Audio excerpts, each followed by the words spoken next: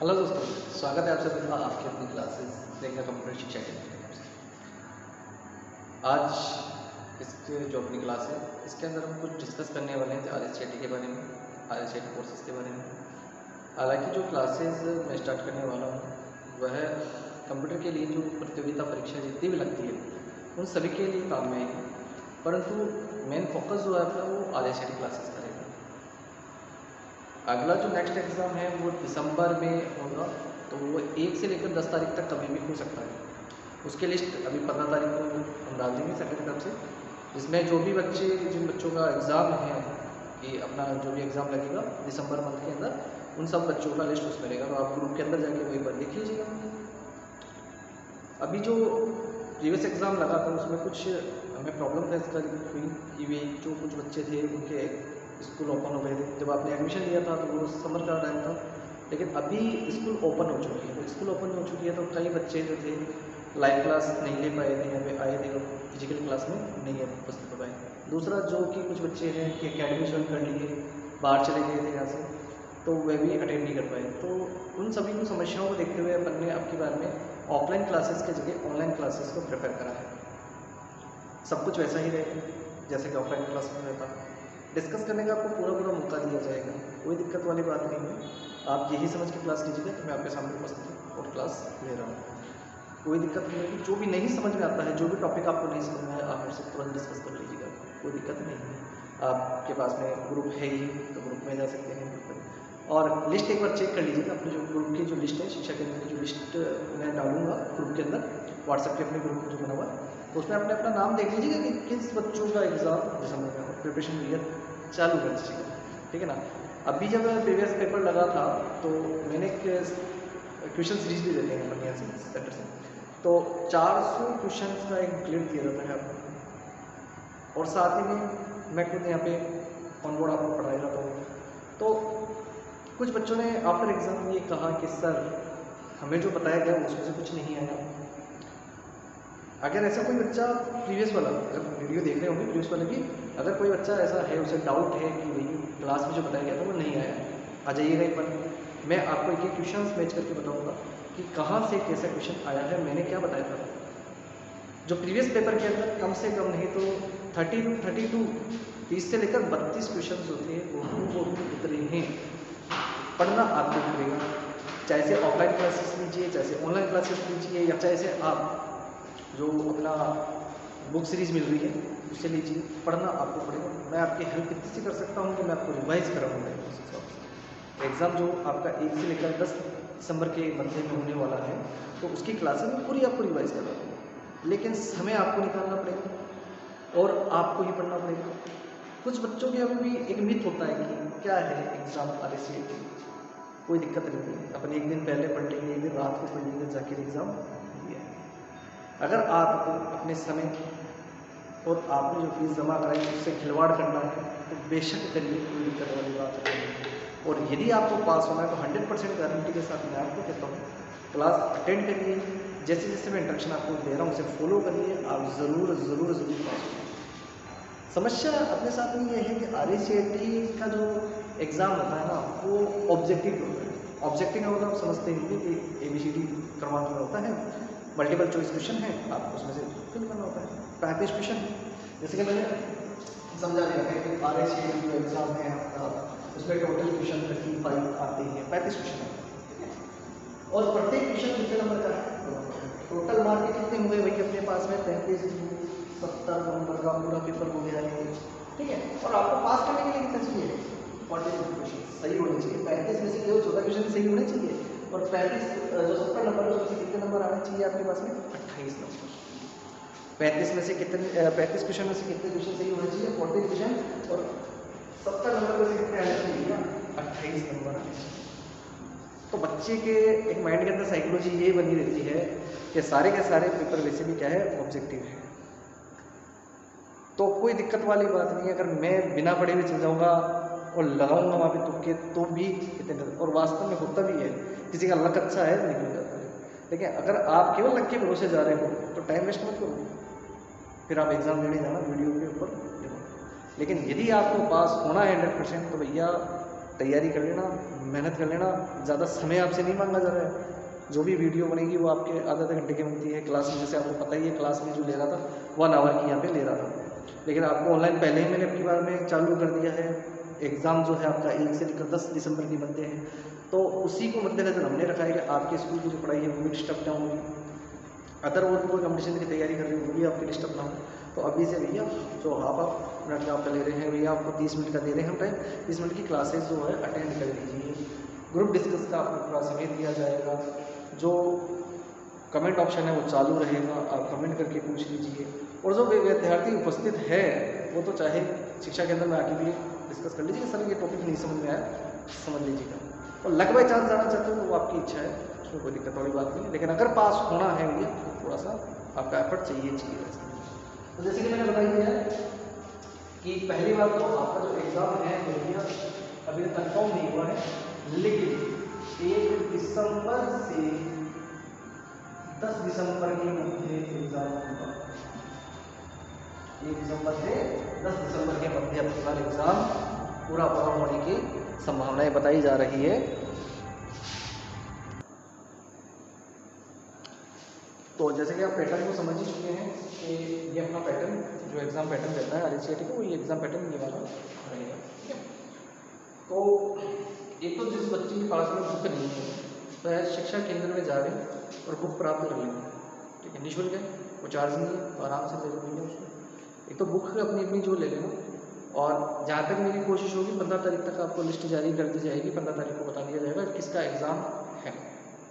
तो विद्यार्थी अपने अपने नाम देख लें, जिन दिन का भी एग्ज़ाम है तो वह अपनी बुक ले लें, और एक बुकलेट सीरीज जो कि है ट्यूशन की वो ज़रूर ले लेना, और उसी के अनुसार मैं पढ़ाऊँगा तो वो भी आप तैयार करें। अच्छा, इसमें क्या है कि 70 नंबर का टोटल पेपर होता है क्या? कुछ क्वेरी जो बच्चों की देती है वो बता देता हूँ आपको पहले कि 70 नंबर का पेपर होता है। नहीं भैया, टोटल जो पेपर होता है ना, टोटल होता है 100 नंबर। टोटल कितना होता है? 100 नंबर का होता है। टोटल जो पेपर है आपके वो कितना का है? 100 नंबर का इसके अंदर टोटल पेपर होता है। ठीक है ना, तो टोटल पेपर में 100 नंबर के देखो क्या है कि, तो देखो क्वेश्चन कुछ क्वेरी रहती है बच्चों की, वही बार मैं बता रहा हूँ सभी आपकी सभी समस्या है। टोटल पेपर 70 का होगा, 100 का होता है। टोटल पेपर 100 नंबर का होता है, लेकिन आपके जो वहाँ पे पेपर आएगा ना पैनल वाला, वो 70 का ही रहेगा। तो 30 नंबर का रहेगा, तो 30 नंबर भैया इंटरनल एग्जाम के। इंटरनल एग्जाम जो आपने दी होगी आइलैंड में, या फिर आपके द्वारा मैंने करवाए हैं जो 30 नंबर के एग्जाम, तो उसको 30 को हटा दो, क्योंकि उसका पासिंग मार्क्स ऐसा रहता है कि 30 में से आपको चाहिए 12 नंबर। 30 में से कितने नंबर चाहिए होते हैं?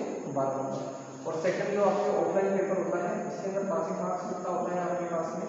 मैंने बताई दिया 28, यानी टोटल आपके पास में कितना बैठ गया? तो टोटल आपके पास में कितना बैठ रहा है यहाँ पे? 40। तो 40 मार्क जिस बच्चे के आ जाते हैं वो क्या हो जाता है? पास आउट हो जाता है। 40 मार्क जिसके भी आ जाते हैं तो पास आउट हो जाता है। अब दूसरी क्वेरी कि सर 40 नंबर वाला आप कह रहे हो पास आउट हो जाता है, लेकिन हमारे भाई को तो लिखने आए थे 50 आए थे सर, आपने तो कहा 40 में पास हो जाता है, हमारे भाई को तो 50 आए थे, लेकिन वो क्या हो गया? फेल हो गया सर। फिर वो कैसे हुआ? तो भैया देखो बताते हैं सर। उसका ऐसा है कि यहाँ पर आपके जो इंटरनल मार्क्स होते हैं ना, ये वाले 70 वाले जो अपन उसको देते हैं इंटरनल मार्क की, तो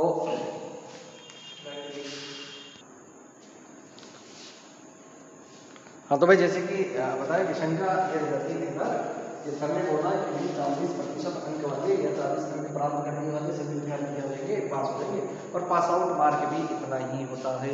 ठीक है ना, परंतु मेरे किसी जानकार ने अंक प्राप्त करे सर 50 अंक प्राप्त कर दिए, और 50 अंक प्राप्त करके भी वो क्या हो गया? क्वालिफाई नहीं कर पाया एग्जाम। तो ये देखो उसका रीजन बता।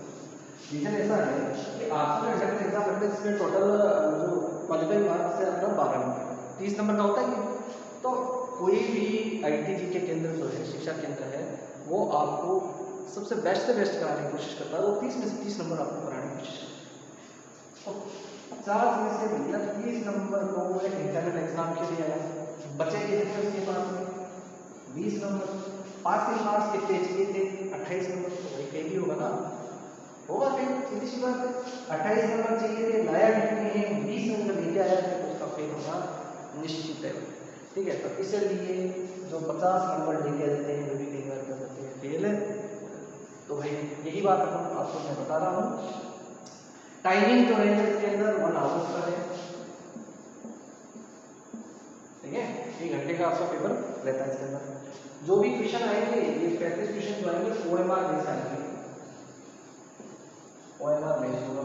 OMR सभी जानते होंगे, मल्टीपल चॉइस क्वेश्चन आते हैं ABCD क्रमांक के अंदर, जिसको आपको भरना होता है। जो भी आंसर सही है कि A सही है, B सही है, C सही है, D सही है, वो इस तरह से आपको भरना होगा, ठीक है।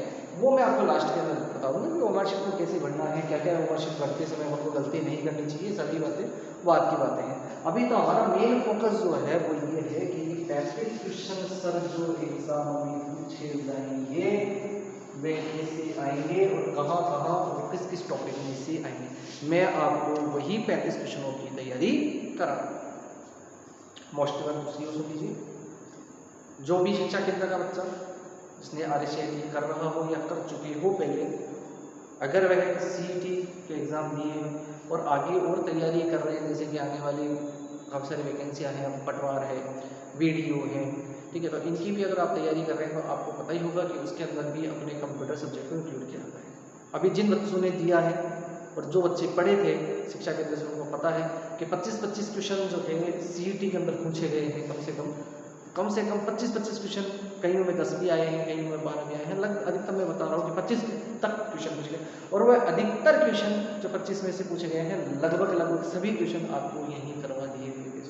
तो ये मत सोच की क्लास लीजिएगा कि भैया RSCT की क्लास लीजिए, RSCT का जो एग्जाम है दिसंबर के अंदर उसकी क्लास ली जाती है। मैं कह रहा हूँ जिस प्रतियोगिता परीक्षा के अंदर कंप्यूटर का टॉपिक आ रहा है, चाहे से आप कोई सेंट्रल की कर रहे हो चाहे स्टेट लेवल की तैयारी कर रहे हो, अगर कंप्यूटर सब्जेक्ट अगर आपके पास आ रहा है तो मैं उतनी ही डीप से आपको पढ़ाऊंगा, 0 लेवल से पढ़ा रहा हूँ। आप आराम से क्लास लीजिए, बिल्कुल निश्चित होकर क्लास लीजिए। अगर आप क्लास लेते हैं तो आप ये मत कीजिएगा सर गारंटी है पास कराने की, भैया बिल्कुल गारंटी है, आप क्लास लो, ठीक है। तो हम अभी मैं बोल कह रहा था 35 क्वेश्चन जो अपने आएंगे भाई, वो 35 क्वेश्चन किस किस टॉपिक में से आएंगे, कैसे आएंगे, ये सारी चीज़ें हम यहाँ पे डिस्कस करेंगे। क्लियर है? तो ठीक है, देखो एक बार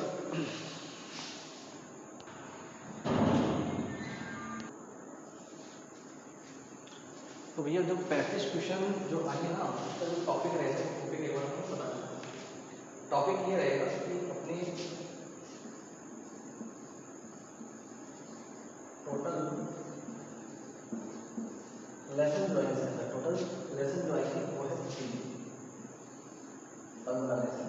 इन 15 लेसन में आपके 35 क्वेश्चन पुटअप, 15 लेसन है आपके टोटल क्या है, उसमें से कितने क्वेश्चन पुटअप होंगे आपके 35 क्वेश्चन पुटअप किए जाएंगे, ठीक है। इसके अंदर जैसे कंप्यूटर इंट्रोडक्शन आ जाएगा आपका,